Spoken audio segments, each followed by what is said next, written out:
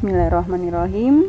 Pada video ini kita akan mempelajari perilaku garam dalam air. Biasanya pertanyaan yang ditampilkan adalah bagaimana reaksi hidrolisis dari garam-garam berikut, atau tentukanlah garam mana yang mengalami hidrolisis, atau tuliskan reaksi hidrolisis dari garam-garam berikut. Nah, untuk tahu yang seperti itu harus kita pahami bahwa reaksi hidrolisis terjadinya dalam air. Nah, semua garam akan mengalami dua hal ya. Yang pertama, reaksi ionisasi. Yang kedua, reaksi hidrolisis ini nanti tidak semua mengalaminya ya. Baik. Nah, untuk contoh pada tayangan ini kalian ibu berikan 4 contoh. Yang pertama natrium klorida, kemudian magnesium nitrat, selanjutnya adalah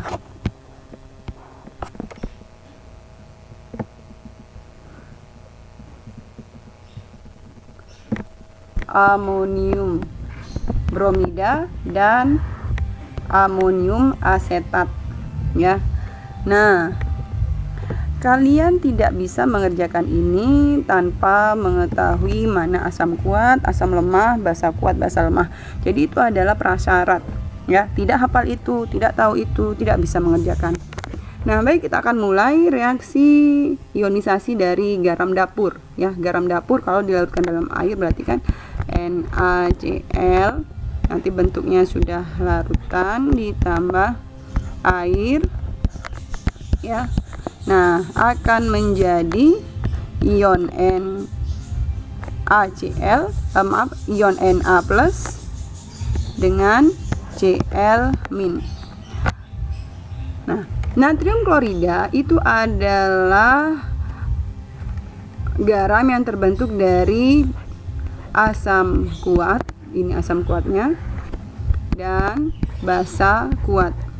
Nah, untuk garam apapun yang terbentuk dari asam kuat dengan basa kuat, reaksinya hanya akan sampai pada reaksi ionisasi, tidak ada reaksi hidrolisis. Jadi untuk senyawa garam yang terbentuk dari asam kuat dan basa kuat tidak alami reaksi hidrolisis ya, tidak ada, hanya sampai reaksi ionisasi. Nah, berikutnya magnesium nitrat. Magnesium nitrat sama ya. Pertama pasti reaksi ionisasi dulu. Yang kedua barulah reaksi hidrolisis. Baik. Nah, magnesium nitrat ya, dilarutkan dalam air maka akan menjadi ion magnesium dengan ion nitrat. Ion nitratnya berjumlah 2, jadi ada koefisien di depannya. Nah, ini ya, harus kita ingat bahwa magnesium nitrat adalah garam yang terbentuk dari basa lemah dan asam kuat. Nah, spesies kuatnya tidak alami reaksi hidrolisis, jadi ini tidak alami apa-apa, dia tetap sebagai ini. Nah, sementara yang lemah itu pada contoh ini merupakan sisa basa lemahnya adalah Mg2+. Nah, Mg2+ nya ini kemudian alami reaksi hidrolisis ya, sini. Sehingga kita akan tulis ion magnesium saat berada di dalam air setelah dilarutkan itu akan mengalami reaksi kembali. Nah, kita akan tulis tanda seperti ini menunjukkan spesies lemah.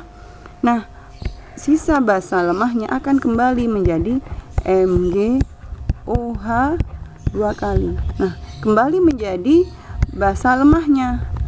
Kalau ini kan tadi sisa basa. Nah, saat dalam air ia akan bereaksi dengan air, dengan molekul air menjadi basa lemah kembali dengan menyisakan H+. Ini valensinya 2, berarti airnya ada 2 molekul, ya 2 mol. Kemudian ion asamnya jadi ada 2. Nah, karena setelah magnesium nitrat dilarutkan dalam air, yang dihasilkan adalah ion nitrat dan ion H+, maka inilah yang menjadi alasan mengapa magnesium nitrat itu bersifat asam. Karena setelah mengalami reaksi hidrolisis, yang tertinggal adalah ion H+ atau penanda asam, ya.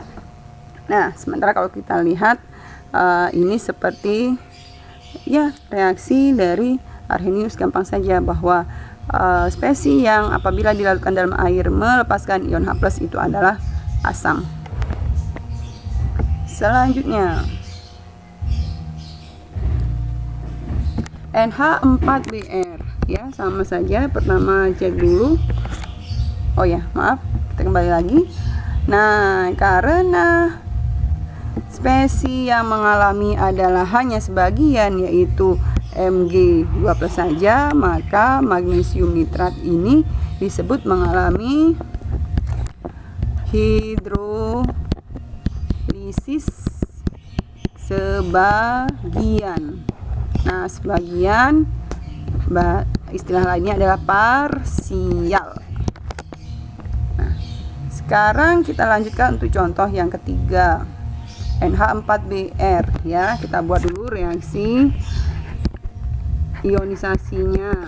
Nah, reaksi ionisasi dari amonium bromida di dalam air akan menghasilkan ion amonium dan ion bromida. Ya, harus diingat bahwa NH4Br ini terdiri atau terbentuk dari sisa basa lemah, ya, dari amonium hidroksida, basa lemah, dengan sisa asam yaitu asam bromida, asamnya asam kuat. Nah, ini sisa basa lemah, ini sisa asam kuat, maka sisa asam kuat akan tetap seperti itu. Kemudian yang sisa basa lemah akan mengalami tahap yang kedua, yaitu reaksi hidrolisis. Nah, jadi saat amonium nitrat berjumpa dengan molekul air, ya, karena ini lemah maka tandanya dua arah seperti ini, maka amonium akan kembali menjadi NH4OH dan menyisakan, nah, H2O, OH-nya hilang, sisa H+. Ini adalah ion penanda asam, ya, ion asam.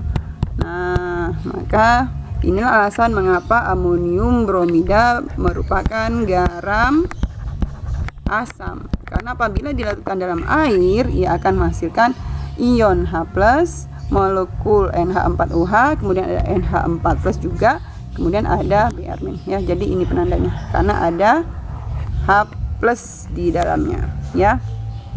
Dan ini mengalami berarti hidrolisis sebagian juga, ya. Sebagian karena hanya salah satu spesies yang mengalami hidrolisis.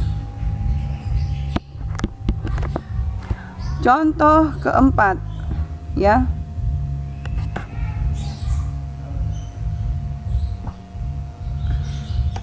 Nah, CH3COONH+, ya, terbentuk dari sisa asam lemah yaitu asam asetat dan sisa basa lemah yaitu amonium hidroksida, ya, asam lemah dan basa lemah.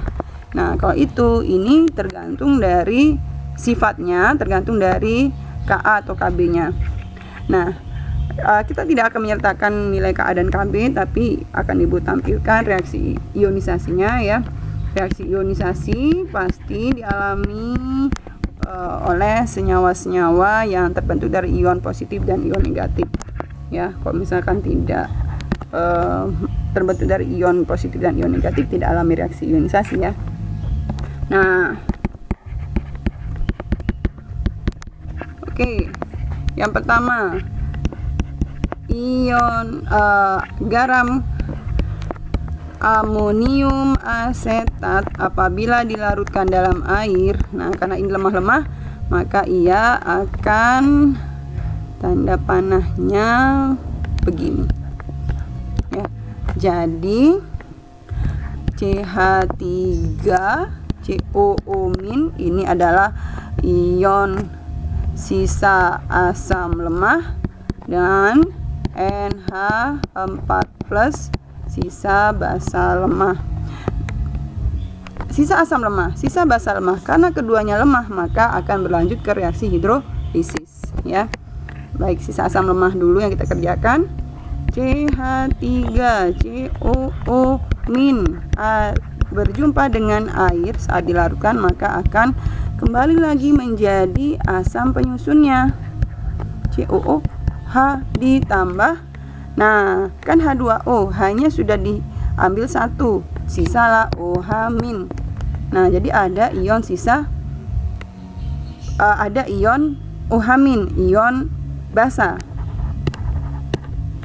Kemudian yang kedua NH4+, NH4+ berjumpa dengan air di dalam reaksi pelarutan itu akan menjadi basa penyusunnya kembali ditambah, baik, H2O.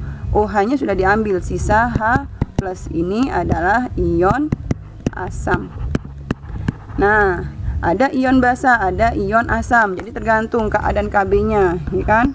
Ka dan Kb. Kalau Ka-nya sama, berarti jumlah ion asam dan ion basa dan ion asamnya sama, berarti ia netral. Nah, kalau misalkan Ka-nya lebih besar daripada Kb, berarti ion asamnya akan lebih banyak, maka garam yang terbentuk dari asam lemah dan basa lemah itu akan bersifat asam. Selanjutnya, jika Ka lebih kecil dari Kb, berarti OH-nya lebih banyak dibandingkan H+-nya. Berarti senyawa garam yang kita punya ini bersifat basa.